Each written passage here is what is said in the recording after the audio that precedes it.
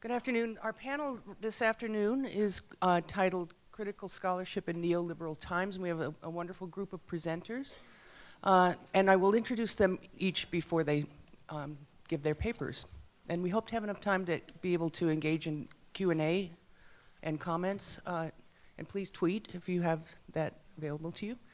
It's my pleasure to be among these young scholars, and I want to first introduce Tami Navarro, who will be our first speaker. And she is a PhD, she has her PhD in anthropology from Duke, and there's more detailed information about her rich biography. I don't want to eat into her precious time in her presentation.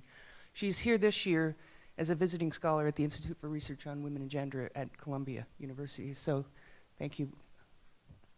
Hi, everyone. So I'm not sure how many of you were able to sort of look at the prompt that we were asked to engage with in the program, but our group was charged with thinking through the sort of current moment that we're in of neoliberalization and its relationship to the academy.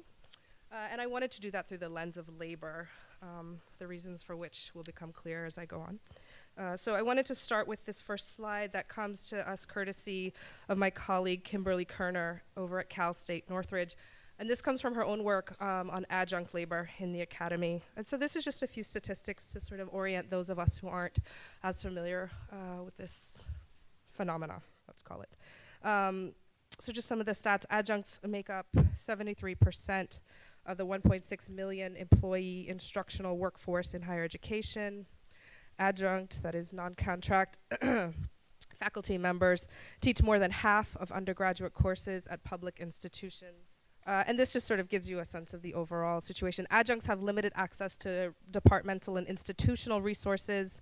Less than half have access to departmental photocopying. So when we think about things like purchasing ink and paper, right, the sort of quantified things that we need to teach. 45% have access to library services on campus. 38% have access to office space. 21% have access to curriculum guidelines. Adjuncts are often referred to as staff in class schedules. A third of adjunct professors teach on a part-time basis for 10 years or more. So we see the sort of slippery slope, how people get into this track of sort of high loads of teaching and aren't able to pursue their own research. 94% of adjuncts receive no campus or department orientation. And lastly, a third of adjuncts make less than $2,000 per class. That's sort of the lay of the land. So, given that, I want to talk about what I've decided to entitle this sort of engagement with academic labor at this moment, which is, but some of us are broke. Race, gender, and the neoliberalization of the academy. And so, right, the laughter means that many of us, given our training in this room, will quickly recognize the play on words I'm making here. But some of us are broke is an homage to the text, all of the women are white, all of the blacks are men, but some of us are brave. That groundbreaking work of Gloria Hull, Patricia Bell Scott, and Barbara Smith that forced a recognition of the intersection of oppression and honored the voices of those that experience the multiple pressures of racism, sexism, and classism, and are multiply silenced by structures that do not recognize their existence. And this is the cover. In addition to acknowledging the Black feminist scholars who made such a talk as this possible, this title is also intended to make plain the continuing, and it's important to my point that these are ongoing, struggles of those who exist at the nexus of multiple oppressions. To be a woman of color in the academy, in a position that is most often referred to as contingent faculty, is to occupy an incredibly vulnerable position. It is also quite certainly a position that will leave you broke. A 2014 survey by the US House Committee on Education found that the average salary of adjunct instructors is $22,000. Lastly, the title of this talk is my attempt to name the heartbreaking compromises many have to make as they attempt to survive on the rate paid to adjuncts. The hierarchies of inequality that are deepening as tenure-track faculty members are afforded research budgets, which ultimately increase their competitiveness in the academic marketplace, and are paid salaries on which they might survive, while contingent faculty who increasingly perform the labor of teaching are forced to struggle, are at the heart of the academy's emphasis on increasing financial profitability. So, while just-in-time hires may teach the lion's share of courses, hold office hours, and be the faculty members to which students turn for feedback, advice, and mentoring, some of us are broke. The problematic effects of the neoliberalization of the academy, including expense-slashing policies, such as increasingly relying on the flexible labor of contingent faculty, have been noted. For instance, Donna Ann Davis points to the fear and self-policing induced by neoliberalization. Fear that may lead faculty to preemptively cancel controversial courses for fear that they won't fill up, or edit course material that may be seen as transgressive and therefore not well received by their students/consumers. And that's part of my larger argument, that there's been a move from students that we're expected to educate to sort of consumers that we're expected to service, right? And we see this language from administrators, how many students are served per course. Right, so this canceling of courses, this sort of homogenization of courses and even research agendas, the most generous interpretation of this that I can come up with is that it does a disservice to students and the broader intellectual community, and there are certainly more pernicious interpretations that we can make. A 2013 study published in the journal Current Issues in Education found an 86% increase in the use of adjunct lecturers in the United States from 1970 to 2011, so this is steadily increasing. At present, a full 50% of courses held at the university level are taught by adjunct faculty. This corporatization of higher education, particularly the decline in tenure track appointments in favor of non-secure, contract-based positions, and the increasingly market-driven academy have led universities to divert resources to programs with high enrollment rates, often to the detriment of programs such as gender and critical race studies, the departments and programs with which many of us engage. This shift is an unfortunate one for those concerned with both curricular and faculty diversity, as these realms of study not only challenge gendered and raced understandings and practices, they are also spaces generally with high concentrations of female faculty and faculty of color. What is more, many of these spaces occupy a relatively low rung in institutional hierarchy, as many sites of critical scholarship, like gender studies and ethnic studies, were formed as a direct result of student and community demand for academic inclusion, and today remain programs rather than degree-granting departments within the university. And I think that this sort of hierarchy of degree-granting department versus program is one that's really important, and one I'd like to sort of engage more around in the question answer. A concern with the effects of neoliberalism animates my academic research as well. I analyze an economic development initiative in the US Virgin Islands in order to gain insight on the implications of the current operations of capital.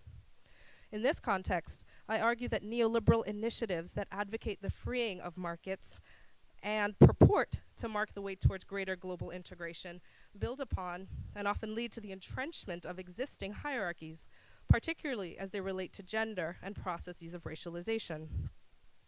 In many formerly peripheral spaces, particularly Latin America and the Caribbean, the areas of my focus, this relationship to neoliberalism is further complicated by long and complex histories of slavery and colonialism, which make the ostensibly novel circulations of American and European capital today hauntingly familiar for those in the region. For the Caribbean in particular, neoliberal initiatives are neither wholly new nor perfect replicas of the past. Rather, these current circulations of capital alternately build upon, reanimate, and complicate mutually constituting hierarchies of class, race, status, and gender. Hierarchies that are long-standing but nevertheless dynamic. So I'm just going to give a quick sort of overview of the project that I'm describing, this initiative in the US Virgin Islands, and the way I see this sort of deepening of inequality working in that project, and then link it back to the academy quickly. The initiative I explore, the Economic Development Commission, EDC program, encourages financial services companies to relocate to the US Virgin Islands and marks the emergence of this American territory as a node in global financial circuits. In exchange for generous tax holiday policies, including an exemption from 90% of income taxes, these companies are expected to stimulate the local economy by hiring local workers and donating to charitable causes throughout the territory. And this is not unique to the US Virgin Islands. We see this sort of model throughout the region. Through an analysis of this program, I argue that contemporary circulations are rooted in historical dynamics of race, gender, and geopolitical positioning, U.S. Virgin Islands, meaning this territory, continues to be a possession of the United States today. And that these new circuits nevertheless produce emergent subjectivities, particularly as related to gender and class. Regarding the latter, EDC employers are contractually obligated to hire local Crucian workers. This mandate has only resulted in the deepening of existing hierarchies of race, color, gender, and class, as the Crucians selected to work in the EDC sector are generally drawn from the existing and relatively privileged middle class. Also, in line with much of the literature on the feminization of labor, it's not surprising that the Crucians selected to work in the EDC sector are generally overwhelmingly young women. So, perhaps it's a combination of my academic preoccupations and my personal experiences on the job market, but to my mind, these insights on the slippery slope of inequality made worse by neoliberal policies are immediately relevant to the operation of the academy today. For instance, the site of much of our power as scholars and activists lies in our ability to form alliances and coalitions. However, the varying financial positions in which potential allies find themselves limit these possibilities, as some have no institutional or even personal resources on which to draw for conference travel and the often exorbitant registration fees or participation in seminars. Some of these registration fees can go upwards of $500 for the major disciplinary conferences. So given the fragility that characterizes adjunct and other non-tenure track positions, including minimal pay, lack of benefits, including health care, and in some instances, access to things like departmental printing privileges, and the lack of job security, it's alarming that this is the direction in which many universities are moving. This cost-slashing trend across academia that has led to the dramatic increase in the number of adjunct instructors is also reflected in one, the institutional ranking and funding of departments based on the number of students served, and relatedly two, the transformation of students to consumers, buyers whose dollars and importantly expectations have become increasingly significant to universities. And I've argued elsewhere that this sort of meeting of students' pre-existing expectations has ramifications for faculty of color and women of color in the classroom. Regarding this first instance of the neoliberalization of the academy, the steadily increasing significance of quantifying the value of university departments, Nelson Maldonado Torres has marked the effects on sites of critical scholarship, including African American studies and ethnic studies departments. So here's a block quote from Maldonado Torres. The humanities are facing in the current context the kind of questioning that communities of color have usually faced. They do not produce value and must constantly attempt to prove their right to exist and receive support from the state, and they are ultimately dispensable. Neoliberalism thus seems to be informed by the logic of racism. And as the humanities suffer the brunt of the racial logic, people of color and the forms of knowledge most relevant to them become not merely unproductive, but outright dangerous. Through this process, the university becomes more and more white. That is, it keeps certain bodies and knowledges away, or in minimum form, while hastening the incorporation of corporate values and racial logic into the very perception and evaluation of the remaining field, end quote. So this view of critical sites of scholarship, such as the ones in which we engage, as dangerous is demonstrated, for instance, by the example of Shannon Gibney, a professor of English and African diaspora studies at Minneapolis Community and Technical College, MCTC. Gibney was charged with discrimination by white students after her classroom discussion of structural racism, a charge which resulted in an official reprimand from her university, something we can only expect will have implications for her tenure and promotion case. A recent article in the online magazine Slate on this case notes that, quote, by sanctioning Gibney for making students uncomfortable, MCTC is pushing a disturbing higher education trend. When colleges and universities become a market, there is no incentive to teach what customers would rather not know. When colleges are in the business of making customers comfortable, we are all the poorer for it, end quote. So here I'm wrapping up. So what is to be done? I argue that as scholars invested in identifying and critiquing relations of power, it is vital to cultivate allies in revenue-generating departments through interdisciplinary research and funding efforts. There also needs to be a revisiting of the broken tenure structure, particularly the steadily decreasing availability of tenure track appointments. Lastly, and perhaps most difficult for those of us in this room, there must be an acknowledgement of the significance of flexible academic labor and a critical examination by all of us of our willingness to participate in and profit from, however marginally, a system that is kept afloat by underpaid labor, vulnerability, and fear. Thank you. We're off to a wonderful start. Our next speaker is Harjant Gill, and he is a filmmaker of some acclaim. He has worked in the areas of masculinity, modernity, and migration in South Asia, and he is currently an assistant professor of anthropology and cultural studies at Towson University. So thinking about visual anthropology and ethnographic film, more specifically ethnographic film, despite the potential for rich and diverse application and the use of film as a creative ethnographic to create ethnographic representations remains peripheral within anthropology, and perhaps one reason of this avoidance can be attributed to the fact that the conventional models of what we consider as the exemplar ethnographic films are fairly myopic. The ethnographic film canon remains surprisingly exclusionary, especially of feminist, queer, people of color, and indigenous perspectives. Dominated by knowledge produced by its early practitioners, texts on the history of ethnographic film glorify early filmmakers like Jean Rouch, Robert Gardner, John Marshall, Timothy Ash, to name a few. And no doubt the contributions of these individuals have made in early formations of ethnographic film as a sub-discipline are invaluable.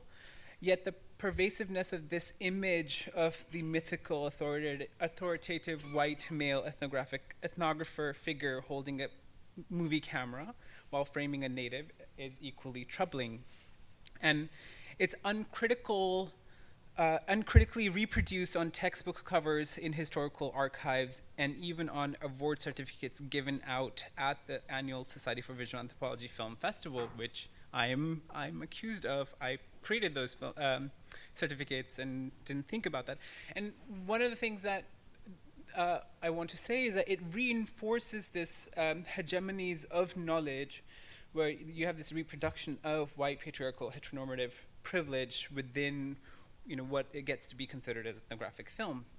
The absence of feminist, queer, people of color, and indigenous filmmakers and ethnographers from the dominant notions of who qualifies as ethnographic filmmaker deserves some critical reflection, which is what I intend to do here.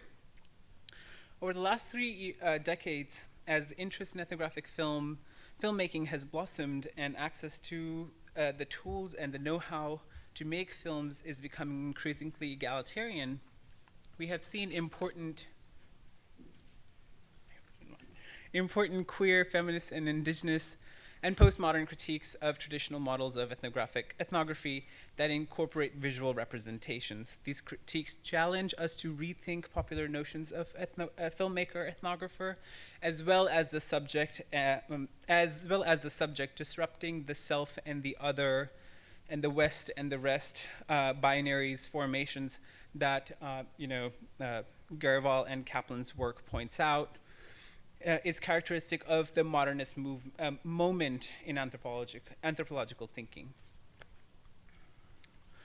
Not surprisingly, these important critiques have emerged from outside of the discipline and co-opted parallel practices in the overall genre of documentary film, which I believe the ethnographic filmmaking is situated within.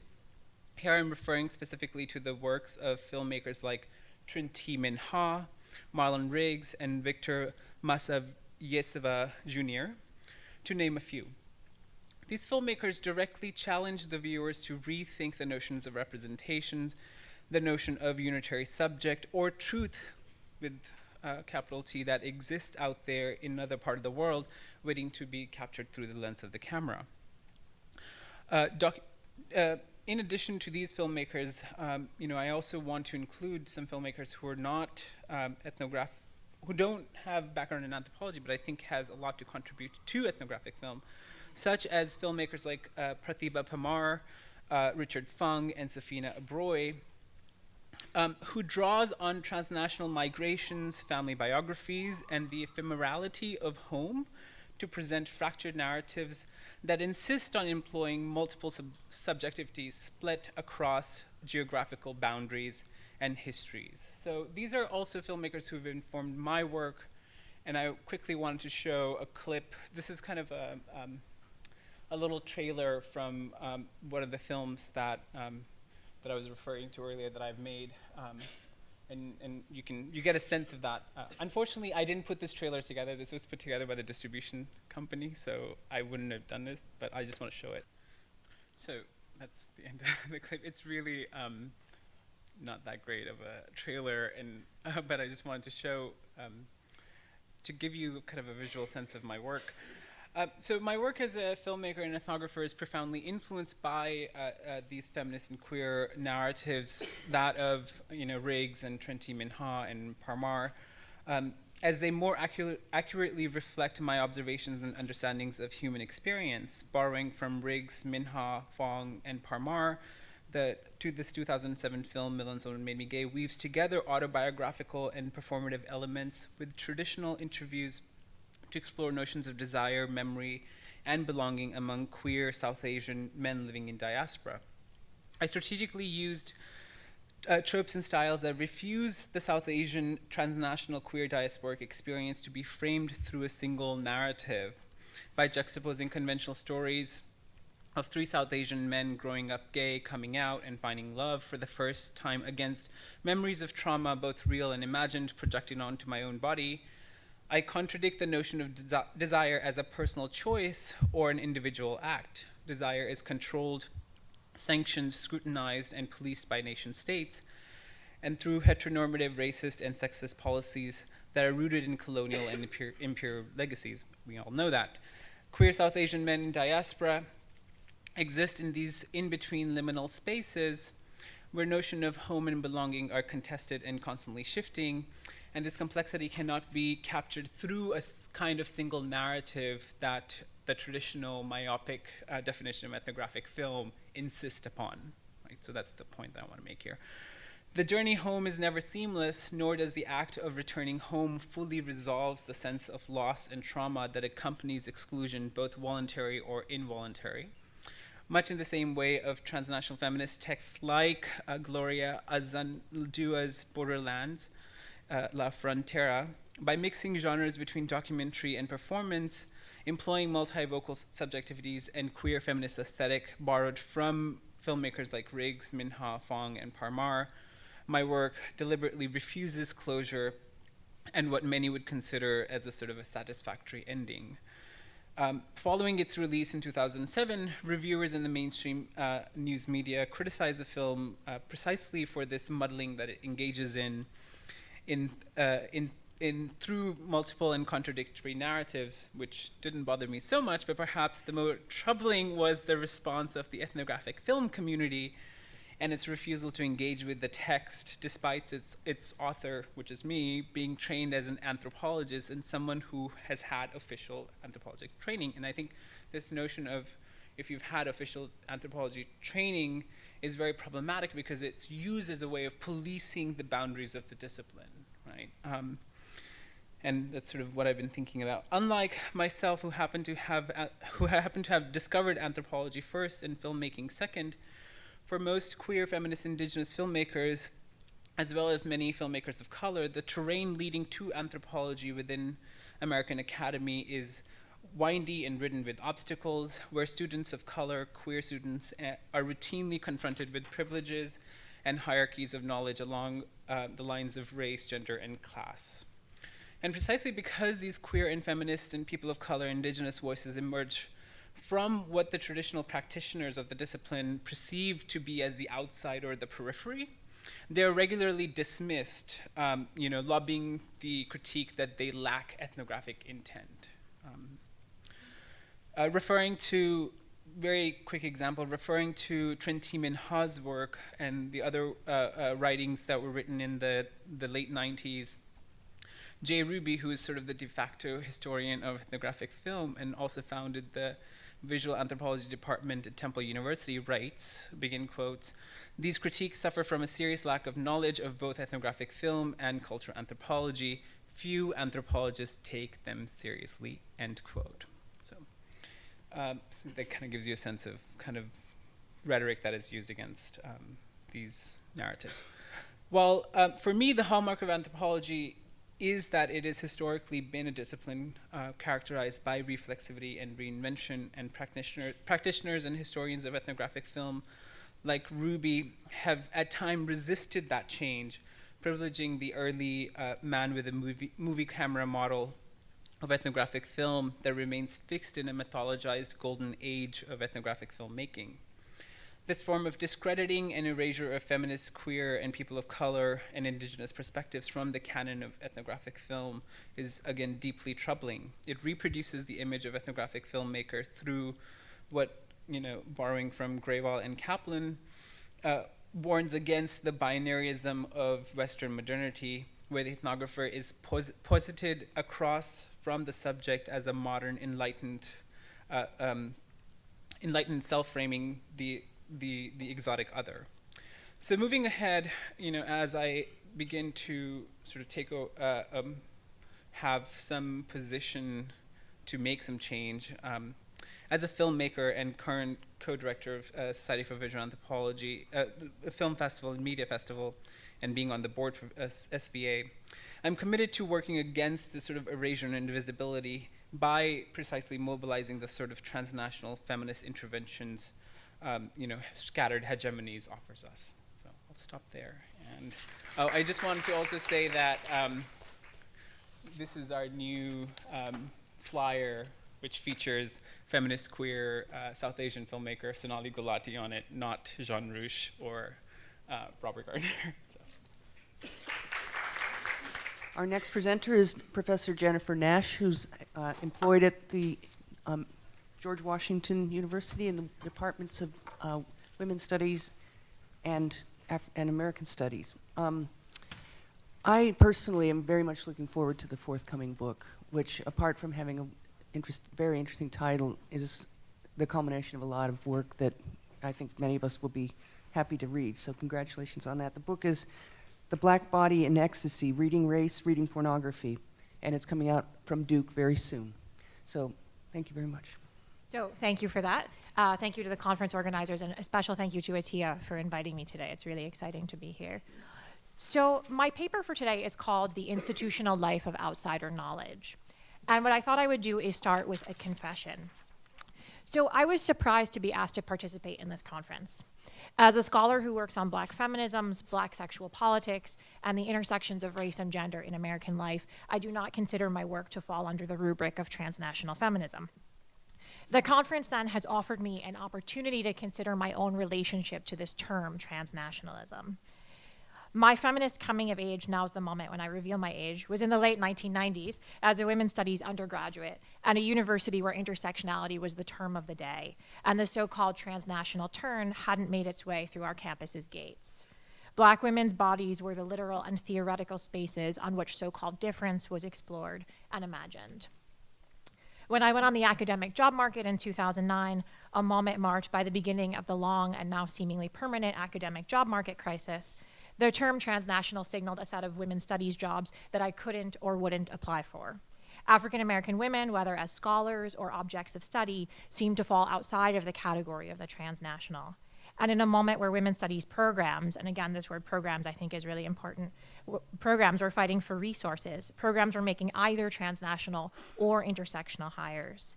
In other words, the transnational and the intersectional were set up as mutually exclusive and competing analytics that translated into mutually exclusive and competing tenure track positions.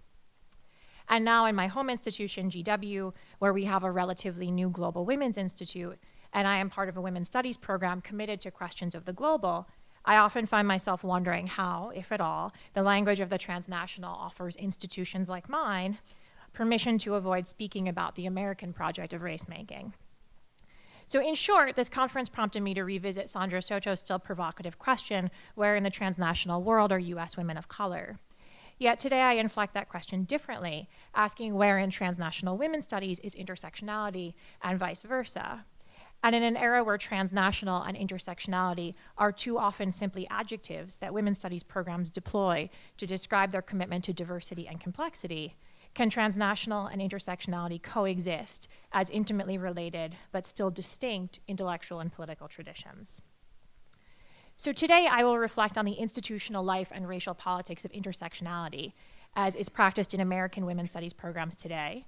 And my hope is that these reflections can be starting points for considerations of the institutional life and racial politics of transnationalism as well. Both intersectionality and transnationalism are flexible theories, methods, frameworks, and political strategies that have become buzzwords, to borrow Kathy Davis's term, in a moment when the university seeks both to transform students into so-called global citizens and to celebrate diversity and inclusion. It's also a moment where the university seeks bodies, largely faculty of color, that will perform, inhabit, and embody the university's so-called commitment to diversity. It is against this backdrop that these twin terms, transnationalism and intersectionality, have come to be understood as women's studies field-defining analytics, and that they have come both to be conflated and imagined as mutually exclusive. So the question that I hope to pose through my close engagement with intersectionality is how and why has this term become field-defining, and what investments do women's studies practitioners have in this term beyond inclusivity and complexity? That is, as academic feminism has become institutionalized in the corporate university, how and why has this term, which signals precisely what the university purports to value, diversity, become so important both within and beyond women's studies? So second, my point of departure, which is an anecdote. So most years I attend 2 interdisciplinary feminist conferences. Like most people who are in interdisciplinary programs, you go to a lot of conferences. So I attend the National Women's Studies Association Conference, which is the NWSA, and the American Studies Association Conference, the ASA. I've been going to the NWSA since 1997. Every NWSA conference I have ever attended has focused either implicitly or explicitly on intersectionality. At its high point, this was called Difficult Dialogues in 2009, but generally it's intersectionality. Not only is intersectionality described as women's studies foundation, or as Leslie McCall notes, the most important contribution that women's studies has made so far, and that's a quote, it is also cast as the discipline's aspirational goal. Intersectionality not only resolves the problems of feminist exclusivity, it is also cast as a flexible analytic that can capture the contingency and complexity of all subject social locations and the variety of ways that structures of domination collide to oppress and to privilege. As a regular NWSA attendee, I learned that feminism's future is oriented toward intersectionality, toward a dual ethic of inclusivity and complexity. At the ASA, on the other hand, which is usually a week later, feminist scholars increasingly deploy analytics like affect, precarity, and assemblage to move away from intersectionality.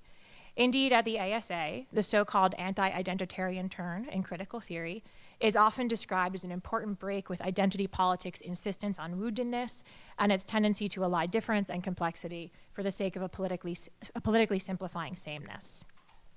As a regular ASA attendee, I've learned that feminism's future is oriented away from intersectionality and its problematic and outdated embrace of identity politics. These experiences reveal that intersectionality indeed plays a paradoxical role in women's studies. It is cast both as part of the discipline's future and its past. And so from these contradictory experiences emerge the questions that undergird my new book project, Black Feminism Remixed. So in the project, I argue that the relationship between intersectionality and women's studies is a window into a moment in the disciplinary's history, a moment where women's studies and its key analytics are not outside of the corporate university, but instead embedded in it. As Kaplan and Graywell remind us, and I'm quoting, any discussion of women and gender studies as an interdisciplinary field must be contextualized within the institutional politics of higher education, end quote.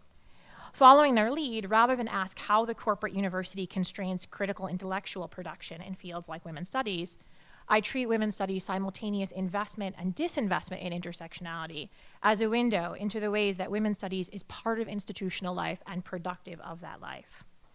In so doing, I ask questions like, how is it that a form of outsider knowledge intimately tethered to Black women's bodies has become a term that animates nearly every journal in the discipline, a keyword in nearly every women's studies department's mission statement, and a framework animating the creation of new institutional spaces like Columbia Law School Center for Intersectionality and Social Policy Studies. How has intersectionality's rise to the center of women's studies and its movement across entrenched disciplinary borders been enabled by the university's interest in difference and diversity? So I understand the relationship between women's studies and intersectionality through the lens of temporality. Intersectionality, I argue, has become a key way that the discipline speaks about itself, narrates its past and its future. So in the project, I trace two ways that this happens: the movement of intersectionality toward the inevitable future, which for shorthand I will call feminism future, and the location of intersectionality in an already transcended past, what I'll call feminism past.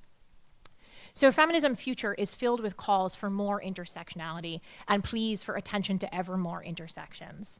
If, as Rachel Lee notes, and here I'm quoting her, women's studies is always about to be, then more intersectionality is central to the field's continued becoming and to the continued transformation of the discipline. Even as intersectionality is regularly described as fundamental to feminism's future, it's also imagined as something that feminists have not and might not ever fully achieve. So Robin Wiegman argues that intersectionality will always disappoint us, since, to use her words, the political desires that animate intersectionality are greater than the analytic's ability to enact social justice. And Vivian May's so-called impossibility thesis reminds us, quote, doing intersectional teaching, theorizing, research, or politics is regarded as an ideal, but not ever actually achievable. We are then always failing to do what intersectionality promises, and intersectionality is always failing to perform what we hope it might. What Robin Wiegman calls, and here I'm quoting her, rendering a vision of the world adequate to the political desire that engages us in it. It is this not yetness of intersectionality, the fact that it's both essential and never perfected, that marks intersectionality's orientation towards the future. But if intersectionality is not yet, it is also often treated as too much here. As much as intersectionality enables scholars to imagine what the discipline could be, it also marks what we have already done, what women's studies already has become. It is not uncommon, particularly in the midst of this moment, to hear intersectionality described as part of feminism's past and as specifically located in the 1980s and early 1990s.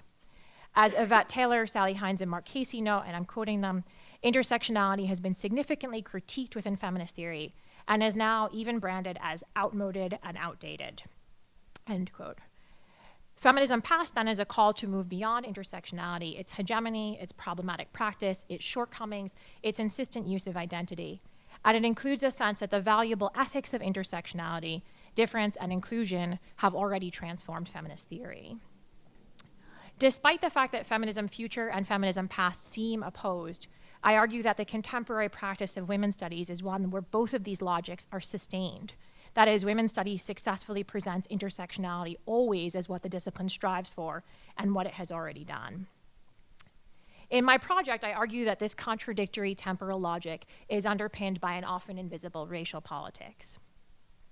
In the case of both feminism future and feminism past, intersectionality has been detached from Black women's bodies in precisely the moment that it comes to be a valued and valuable, discipline-traversing, institution-building framework.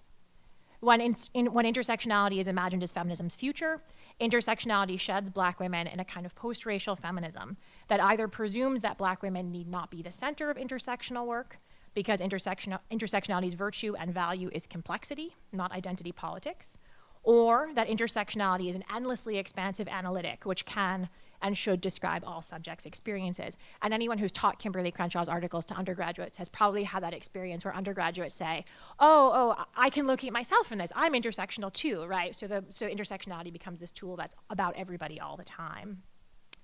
When intersectionality is relegated to feminism's past, its identitarian commitments are questioned precisely because of its imagined attachment to Black women, supposedly the quintessentially identitarian subjects. In both cases, it is intersectionality's intimate engagement with Black female flesh that is treated as suspect. So I should say, in pointing out the way that intersectionality circulates away from Black women, my investment is not in making a proprietary claim. Indeed, in the longer version of this project, I specifically critique work, including Black feminist work, that presumes that intersectionality belongs exclusively to Black women or Black feminism, and work that presumes that the analytic should only be used to describe Black women's experiences. Instead, I'm deeply invested in how tracing new genealogies of intersectional thought can animate and generate important connections, including connections between what we now call intersectionality and what we now call transnational feminism. So ultimately, my answer to our panel's question, in short, how has the neoliberalization of higher education affected spaces of critical scholarship like women's studies, is to urge us not to forget that the locations in which we work, including supposedly transgressive spaces like women's studies, are not outside of or even antithetical to the so-called corporate university. Women's studies is not a form of radical outsider knowledge, nor is intersectionality, nor is transnationalism. The discipline now has an institutional life, precarious as it is, and these terms also now have institutional lives. As much as they are used by feminist scholars, these terms are also deployed by administrators and deans to describe and develop strategies of so-called diversity management. Of course, this doesn't mean that we should abandon the analytics, rather that we should turn critical attention to how their rise within our field and their capacity to move across disciplinary borders has not necessarily been in spite of the corporate university, but perhaps because of it. Thank you. Our next presenter is Liz Montegary, and she is a professor at Stony Brook, State University of New York at Stony Brook. So while I was admittedly a little nervous when I first learned that I'd have to respond to a writing prompt for this conference, I was actually quite thrilled when I received my official assignment. I can't think of a timelier or more pressing topic for transnational feminists than a serious discussion about the spaces in which we produce our scholarship. Like many of you in this room, I imagine, and at least definitely the people on my panel, we spend a lot of time thinking about the so-called neoliberal university. This is, after all, where we work, and in many ways, for untenured and especially contingent faculty, where we seem to live. The situation at times feels dire. As universities, public and private alike, become increasingly organized according to financialized administrative logics, the resulting cutbacks disproportionately impact anti-racist, social and justice-oriented fields, as we've been talking about this whole afternoon. Universities can capitalize on the sexiness of queer studies and profit from the marketable diversity of critical ethnic and gender studies without necessarily investing material support into these programs and departments. Thanks to cost-efficient neoliberal innovations like shared services and academic restructuring, we find ourselves navigating confusing institutional structures and peculiar departmental climates, unsure of what kind of future the university holds for us or our fields. And yet, as naive as this may sound, I still find this to be an exciting time to be doing transnational feminist scholarship.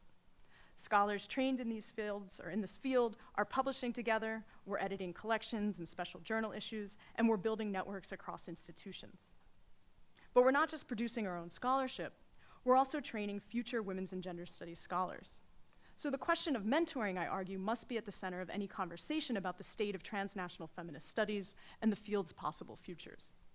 So when asked by the conference organizers to reflect on how we might respond to the challenges neoliberalism poses for critical scholarship, I decided to use this opportunity to ask you and my co-panelists to think with me about our role as transnational feminist mentors.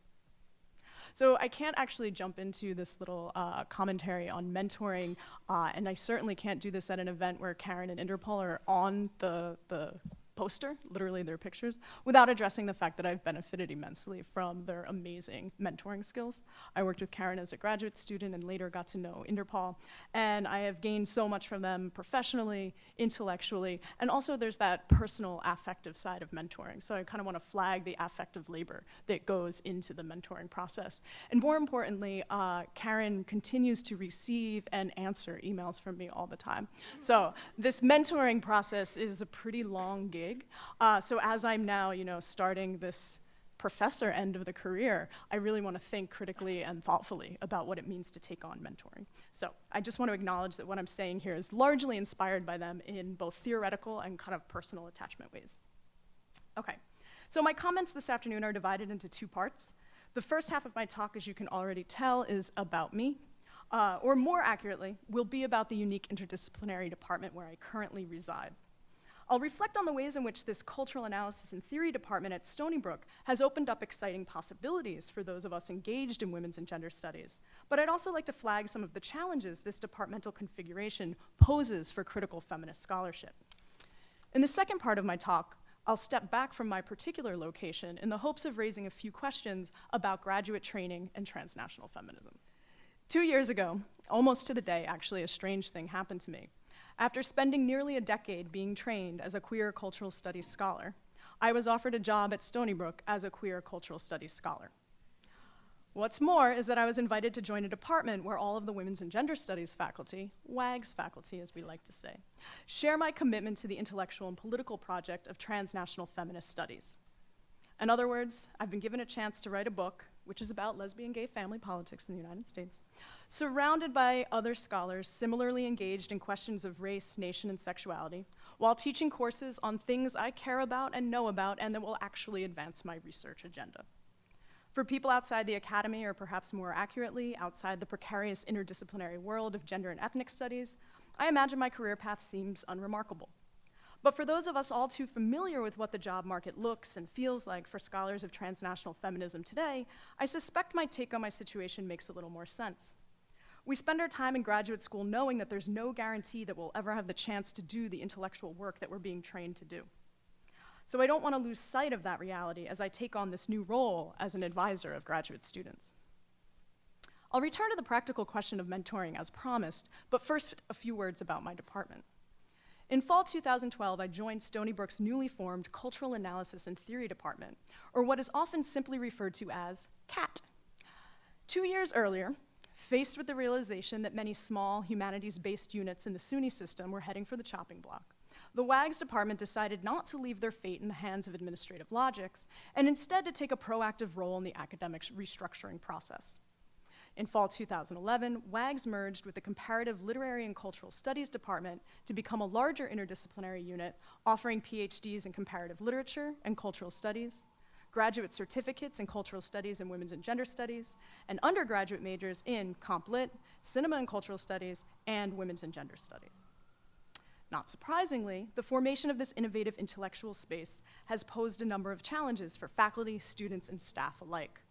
In making decisions about new hires, about graduate admissions, about curriculum development, we find ourselves in conversations where our vocabularies don't always align and where our political investments differ. A real clash of cultures, if you will. As we try to work past and at times ignore these differences, it is sometimes tempting to imagine severing our ties to particular fields and to try crafting a departmental vision organized around a shared investment in this thing we're calling cultural analysis and theory.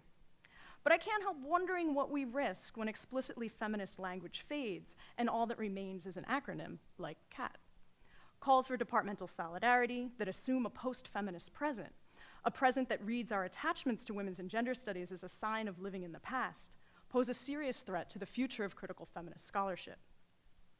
And yet, with all of these very real challenges put aside, the merger has actually opened up a lot of space for transnational feminist scholarship on campus by enabling the faculties to secure 3 new hires of people working on transnational gender and sexuality stuff, like myself, and to fast-track the launching of a PhD program in women's and gender studies. So I'm pleased to announce that this coming fall, our department will welcome its first cohort of WAGS graduate students. And I'm absolutely thrilled about the new program, but I have a lot of questions about what is at stake. Who benefits from the production of PhDs today? What does it mean for a WAGS faculty comprised primarily of white women like myself to recruit racially and economically marginalized students from the United States and abroad to our brand new program? What kinds of academic or non-academic futures might our students imagine? And what kind of mentoring support will they need along the way? How can we remain committed to the project of training students to become scholars while also recognizing that not all people who earn PhDs will choose to or will be able to make a life in academia? I'm genuinely struggling with these questions, but I think transnational feminism's insights into the politics of knowledge production and questions of field formation and institutional politics can help us reimagine what graduate training can look like. So in an attempt not to answer these questions, but perhaps to incite further conversation, I'll close by outlining 3 potential strategies for supporting students in PhDs in women's and gender studies, specifically folks thinking about transnational feminism. So my first suggestion or strategy, teach the rules of the game. I think one of the best things we can do for our students is to make sure they understand, to borrow from Marc Bousquet, how the university works. To allow students to remain willfully mystified by bureaucratic procedures, or to naively imagine themselves as somehow not implicated in the university's violences, is to do them a huge disservice. Instead, I'm in favor of asking students to consider the material structures and the actual labor involved in the formation and institutionalization of transnational feminism as a field. Practically speaking, I want them to understand how the administration is organized, how job searches are run, and how tenure cases are determined. These are the kinds of lessons that can be built into curriculum and our general meetings with students in rather informal ways. But since coming to Stony Brook, I've begun to realize the value of incorporating these conversations into the formal curriculum. All WAG's graduate students in our department, our current certificate students, and all of our future PhD students will be required to take the feminist teaching practicum. What began as a course pragmatically designed to prepare teaching assistants to run their own classroom has, thanks to my very awesome colleagues, some of whom are in the room, is now a class that is about field formation. It's about institutional politics. It's about feminist pedagogy, and it's also about academic life. So over the course of the semester, students work together to design syllabi and assignments, they develop sample lesson plans, they write their teaching philosophies, all while strategically thinking about how they want to craft their professional identity as a feminist scholar. So rather than seeing lessons in professionalization as a mark of selling out or compromising our intellectual integrity, I think this knowledge is crucial if our students are to have a fighting chance at figuring out how to inhabit the academy for however long they're there in somewhat sustainable ways. After all, you can't break or even bend the rules until you know what game you're playing. Okay, so number 2. Encourage formal and informal collaborations. So while I have certainly learned a great deal by way of theory and method from Karen and Interpol's collective work, I, like many people here, have also been inspired by their political and intellectual commitment to collaborative cultural studies scholarship. In fact, this short piece that I'm reading today reflects ongoing conversations with several friends and colleagues, including Abby Boggs, who's on a panel dueling against this one, Lisa Diedrich, who's here in the room. These co-authored projects that we do might pose an accounting problem for promotion and tenure committees. When we're participating in workshops and doing reading groups, it can feel like a distraction from our real work. Not to mention the fact that coalition building of any kind is painful and never an easy process. But I think those of us trained as transnational feminist scholars know the benefits of ongoing collaborations among colleagues, across departments, and between institutions. They're too great to be ignored, the benefits of these. As I think ahead to the arrival of Stony Brook's first cohort of WAG students, I wonder what we can do to foster a program culture where students are mutually invested in the success of each other, the program, and the field. I can't help thinking back to one of my favorite essays by Stuart Hall, where he describes the style of mentoring in the early days of the Center for Contemporary Cultural Studies. As students would arrive at the center, he would, and I'm paraphrasing here, he would ask them, "What bugs you? What are you trying to make sense of?" "Okay then, let's throw together a working group and we'll try to figure it out together." This is, of course, the best and the worst thing about fields like cultural studies and women's studies. No one hands you a method, no one gives you a bibliography. But I would argue you can't really beat the passion, the politic, and the collaborative ethos on which these fields thrive. As I see, a collaboration not only generates innovative scholarly interventions, but can push back against the neoliberal academy's competitive logics, and at times can even serve as a mode of collective self-care. So how then can we encourage our students to circulate their reading lists, to share their works in progress, and maybe even try writing together? To talk about program culture or building a community of feminist scholars feels admittedly a little rote and kind of cheesy, but I really do think that this issue of program culture can be one of the most determinative aspects for the success or failure of new programs. So my final strategy or suggestion: hire interdisciplinary scholars. So this has less to do with the students with whom we are directly working and more about the politics of hiring in our home departments. How can we push back against what might be a generational tendency to privilege disciplinary training over interdisciplinary backgrounds? I'm troubled by the disconnect that seems to exist between the hiring practices of certain departments and the degrees those departments are producing. That is, the reluctance by some interdisciplinary programs to hire people with interdisciplinary degrees. And this disconnect, as Jennifer and I were talking about yesterday, seems even more stark when we consider the tendency for search committees, even at public universities, to fixate on candidates from elite institutions in the United States. So what can we as junior faculty do to advocate for applicants trained in the fields of ethnic studies, queer studies, and/or transnational feminist studies? A kind of training, as Karen was mentioning this morning, that's just not possible at many of these universities marked as prestigious. Is it possible to use this rhetoric of diversity to our advantage in making a case for candidates coming out of lesser-known programs in the North and from centers and universities in the South? So, I've posed a lot of questions. And I had the opportunity to spend yesterday tackling these and related questions with my co-panelists, and I look forward to perhaps continuing the conversation during the Q&A. It seems crucial to me that we think together in grounded, pragmatic ways about the form and function of graduate programs that are training students as transnational feminist scholars. But I'm also committed to hanging on to a willful optimism, an educated hope, if we want to borrow from Jose Munoz, that can enable critical feminist scholars to imagine new and creative ways of approaching institutional and professional development. Our final presenter is Catherine Sameh, and as many have said all day long and can't say enough, thank you very much for organizing this with Atiya Hamad, and I'm very excited to hear her presentation. Just a few notes on Catherine's accomplishments. She has her PhD from Women's Studies, speaking of interdisciplinary scholars, from Rutgers University, and she's been the Associate Director here at the Barnard Center for Research on Women in this new project, and been very big part of this new project on transnational feminist work. Well, thank you to Jennifer for moderating and to the co-panelists. I think it'll be a hopefully really generative discussion, at least among us, but hopefully you as well. You know the prompt that we were given, to talk about this sort of neoliberalization of higher education and then how our scholarship is affected. And really to kind of reflect on the work of Interpol Graywall and Karen Kaplan and other scholars like Jennifer. So it's impossible to pay tribute to all the theoretical contributions of scattered hegemonies in this short presentation.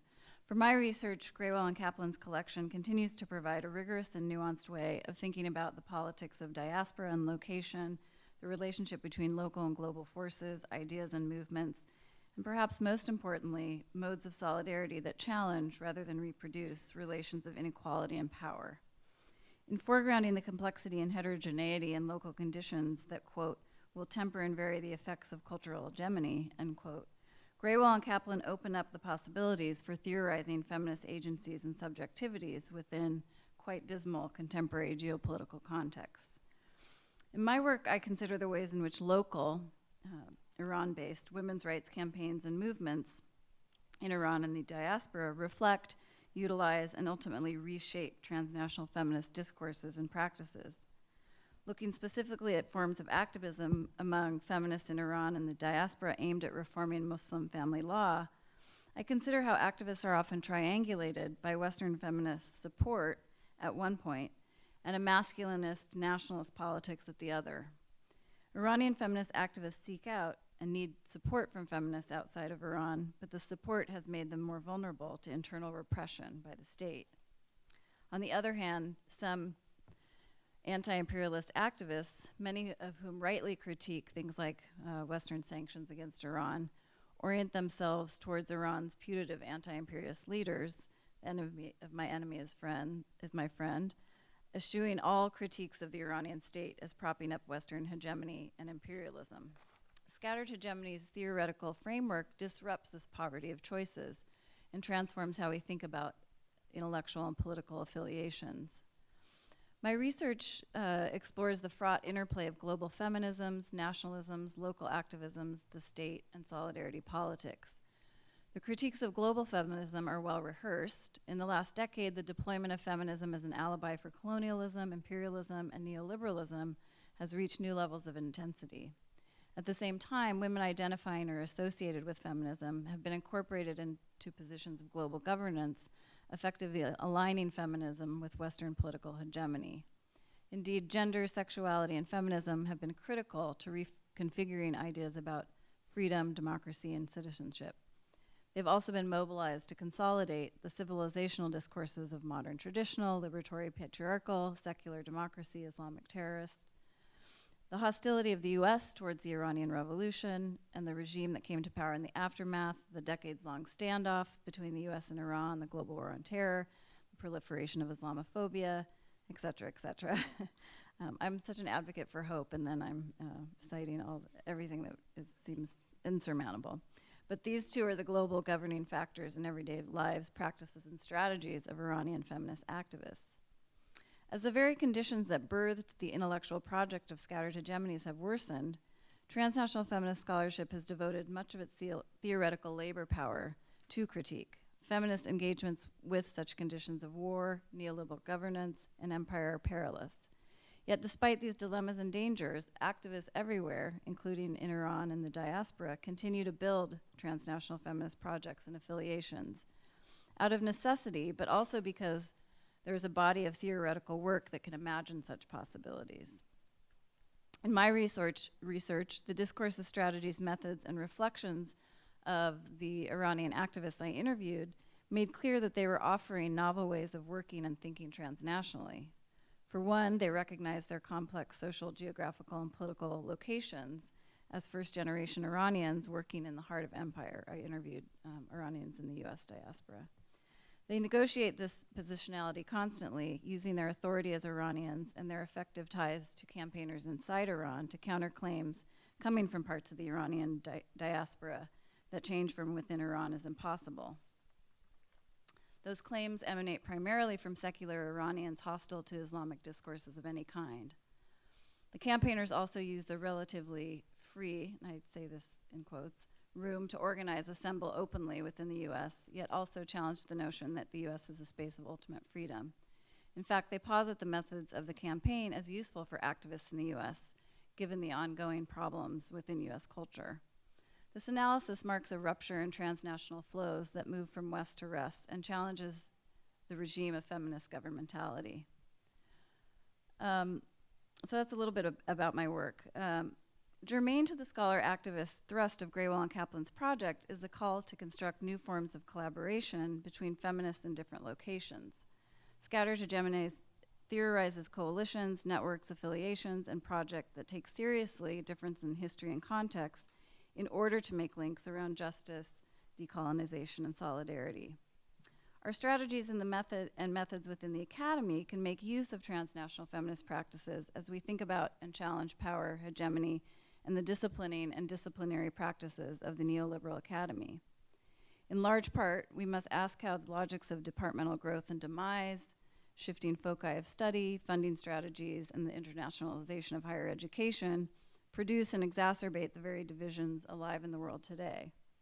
As in politics, intellectual production can make us territorial, competitive, and defensive, and reify disciplinary boundaries and highly atomized work.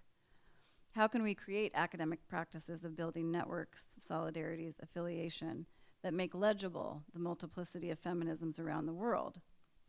How can area, regional, or subject specialists speak to and represent broader fields as a whole? And this speaks to, I think, a lot of the questions about who's writing the history of women's studies and defining its ongoing history. If we are to reject the hegemonic models of dealing with difference, the add-on approaches of multiculturalism and global feminism, the reproduction or fetishization of alterity produced by trends within scholarships, universities, and departments, the illusion of difference vis-a-vis relativism, what alternative frames can we construct? Much as Graywell and Kaplan say on the first page of their collection, quote, "We believe that we must work collaboratively in order to formulate transnational feminist alliances," end quote. It's my hope, and it's been our hope as workshop and conference organizers, that we can continue to build affiliations and solidarities that constantly expand and redefine what it means to engage in feminist transnational practices. By honoring women of color, third world, post-colonial, and transnational feminisms as separate heuristics while putting them in conversation with each other, and I think that Jennifer, your work really speaks to this, and I've actually been really delighted that so much of these sort of theoretical bodies of work have been put into conversation in the last couple of days, or at least referenced together.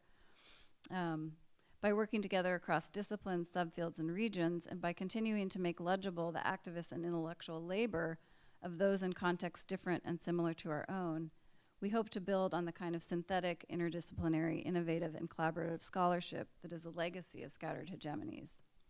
In our transnational work here at the Barnard Center for Research on Women, we have drawn upon our longstanding practice of joining scholarship and activism to connect the work of Barnard faculty and students with feminist scholars and activists around the world. The project seeks to develop innovative curriculum and methodologies and generate new scholar-activist collaborations.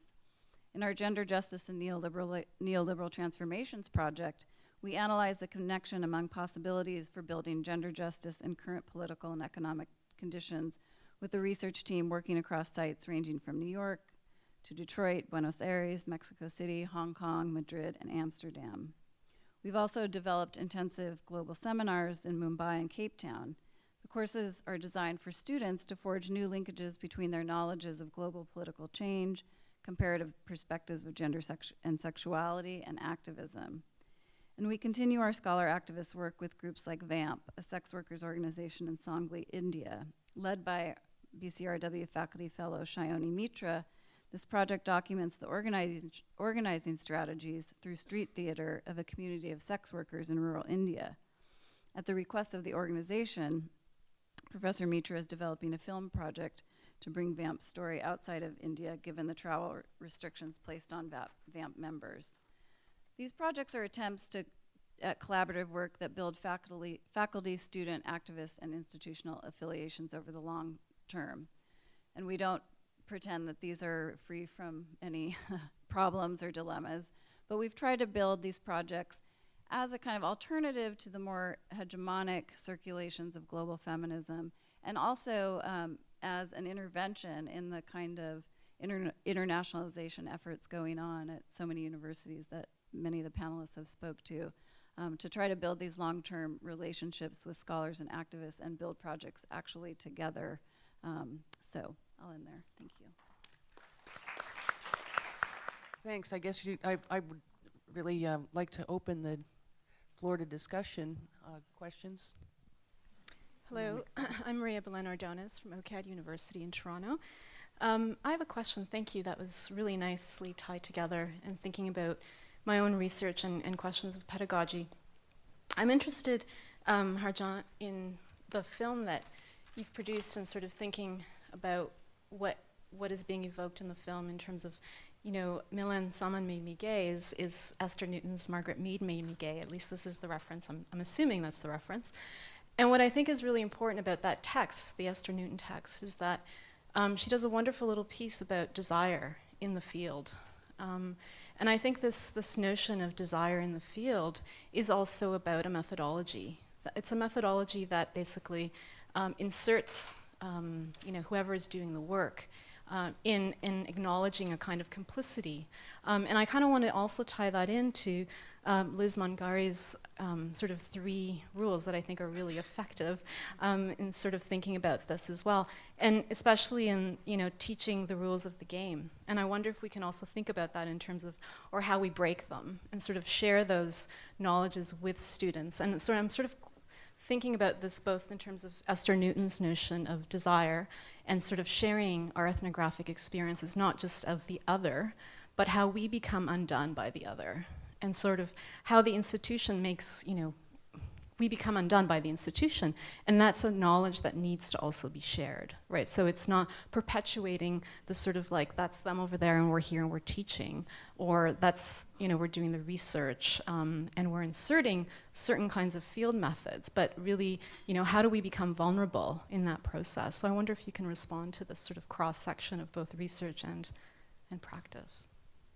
Margaret Made Me Gay actually was that text inspired, and it informed my work as a sort of queer anthropologist and visual anthropologist, and that's precisely what I was thinking when I was making Milan Salman Made Me Gay, was how do you exactly do ethnography of desire, and especially for individuals or people whose sort of notions of, or whose experiences with desire have been sort of are so complicated, especially across transnational boundaries and these transnational contexts, whose where the state sort of sanctions and controls desire in interesting ways. And I didn't find a space for that in ethnographic film, the canon of ethnographic film, so to speak. And maybe that's, Deborah, you talked about the last gasp of the white supremacy in anthropology, and I feel like part of this is what I'm dealing with, but this is a very long gasp, It's,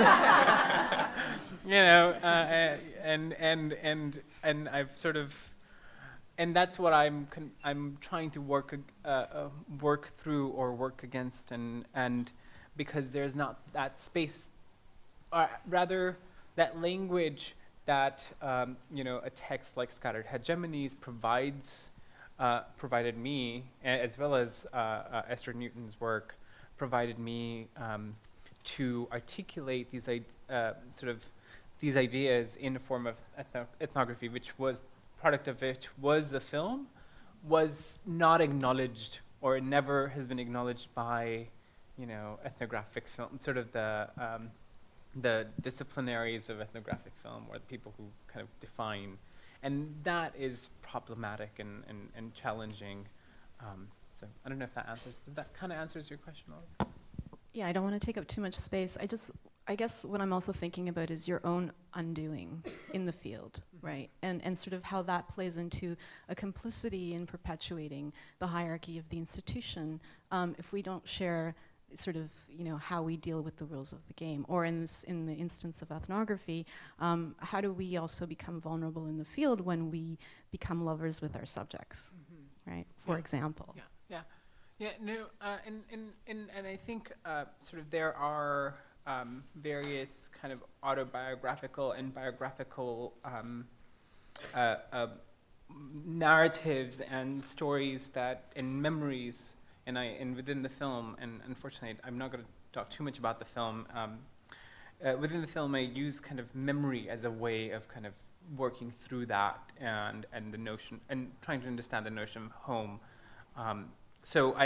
And that's why I think putting myself within the film in quite sort of in this very naked way was important to convey that sense of desire, and was part of doing some of that undoing, much in the same way that Marlon Riggs' work Tongues Untied did, which was a film that I watched when I was 19 years old and blew my mind. So I'll just stop there. My name's Helana. I've been offered admissions to sociology programs at Davis and Stony Brook, and I'm waiting to hear back from a few others. So a lot of what you guys have been talking about, I've been taking mental notes. But as someone from a psychology background, with a master's in Jewish women and gender studies, with all of these interdisciplinary influences, it's been extremely difficult and a little heartbreaking to have to choose a discipline to associate myself with for presumably the rest of my life. And I've received advice to steer away from interdisciplinary degrees because of the difficulty of finding jobs on the other end, and the fact that if at the end of the day this is a job, that you do have to learn how to play the game, and you do have to, be careful about the decisions you make.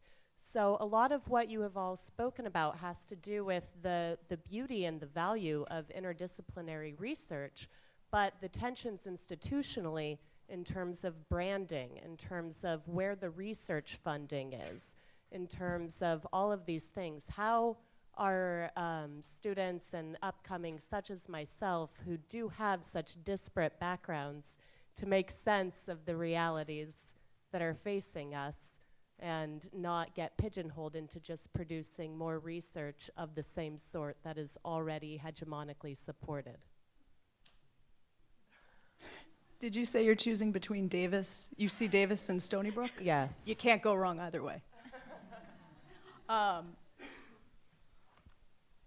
think the decision to pursue a degree, an interdisciplinary degree, is a hard decision to make. And I think that people making this decision need to know what the stakes are. So I think the fact that you're able to talk through the larger anxieties, the long-term game, the issue of branding, like as hard as it is for those of us who are pushing back against the rules of the game, also thinking strategically about this issue of branding, or at least crafting a legible scholarly persona or identity. I think that when we enter into interdisciplinary projects, that decision is also a political decision, and being invested in taking the risk of producing scholarship that might be hard to find a place to place it. It might be hard to have people understand what you're doing.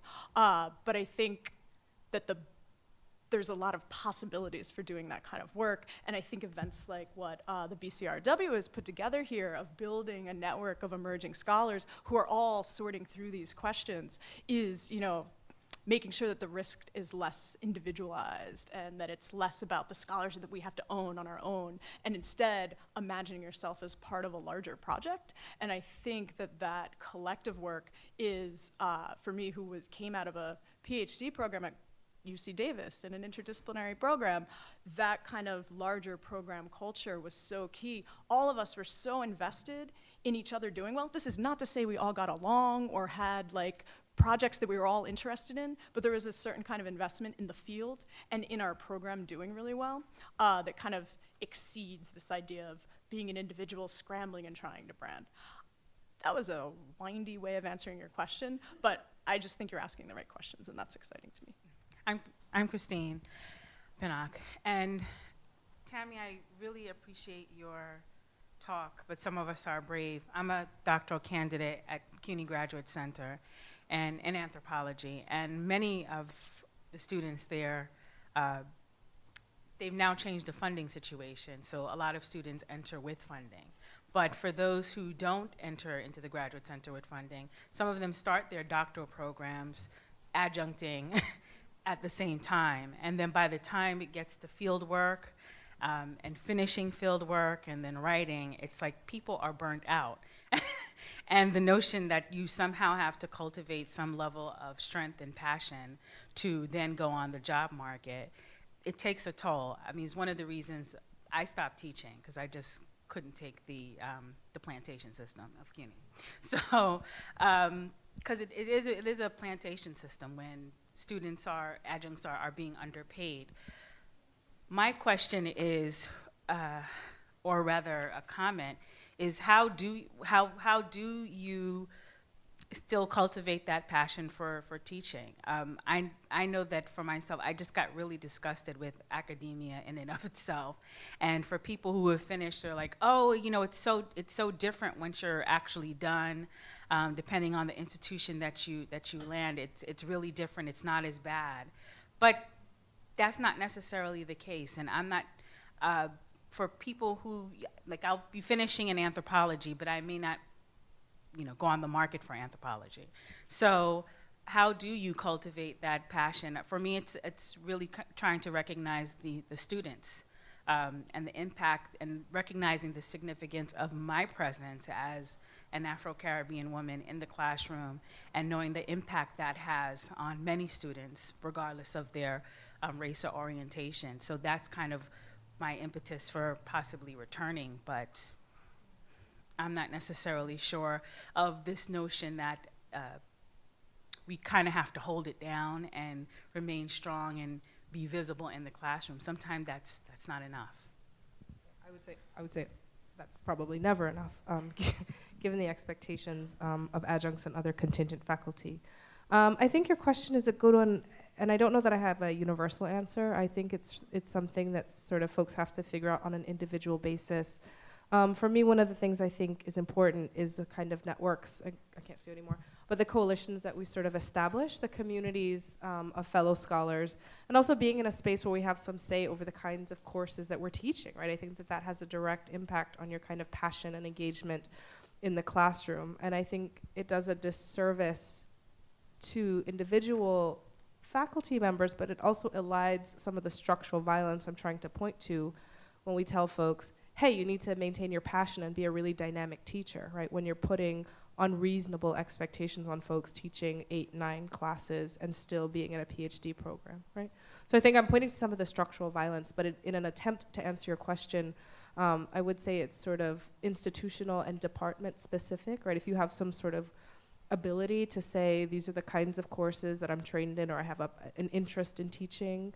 Oftentimes, as I showed in my slide, you get a course with an existing syllabus and you start tomorrow, right? That's the kind of position many folks find themselves in. So I don't know that that's a neat answer. I think it's sort of having a project that you're passionate about and having some sort of input into what it is you're teaching and the ability to sort of connect with your students in personal and professional ways. Liz, you talked about mentoring, and I would be remiss if I didn't say that my own mentor of the last 15 years is in the room, and that those kinds of connections, I think, to larger communities and sort of understanding your place in a trajectory, that's what has sort of kept me going in some of the more difficult moments on the market. Thank you. That was a fantastic panel. My name is Ashwini Tami, and I just want to mark what I consider a really important moment this past week when the University of Illinois faculty went on strike where, across tenured and contingent lines. And I found myself really excited about the way they framed their argument by speaking back to the logics that the neoliberal university uses about first-year student experience, saying, what does it mean when first-year students are being taught by people who can't even afford that, who need to take a second job to be able to afford to teach? More generally, I have a question for others on the panel who have raised really troubling and, to me, important questions about the relationship between intersectionality and transnational modes of understanding feminism. I'm interested in how you think about the fraught relationship with the state in each of these formations, because it seems to me that intersectionality has a particular charge and use, given its genealogy coming from critical legal studies, it has been very easy to translate into the the sort of state-led projects of managing diversity rather than addressing questions of reparation. And at the same time, I think the phrase that you used, that beautiful phrase you used, Jennifer, about intersectionality's endlessly expansive analytic is indeed true of transnational feminism and the way it constitutes elsewheres that are always desirable, right? So when we think about the work that our universities do in various kinds of interesting and fascinating elsewheres, I think that there's a very troubling, expansive logic that's at work that also is in line with the way the US state, and particularly the way empire is being constituted. So, could you say a little bit more about how you think of the role of the state, given that it's about neoliberalism, this panel? Sure. So I'll speak to the intersectionality question, and maybe others, if we have time, can speak to the transnational question, right?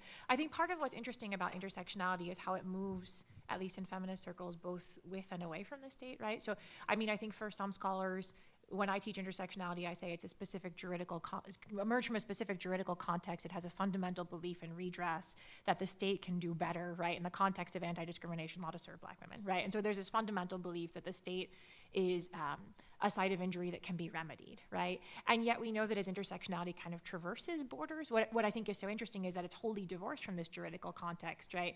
And I think when I say it becomes this endlessly expansive analytic, I even think it gets detached from the idea that there is an injury that can be redressed, right? It's not even a way of describing a particular wound, but a way of describing selves that are out there in the world in very complex ways.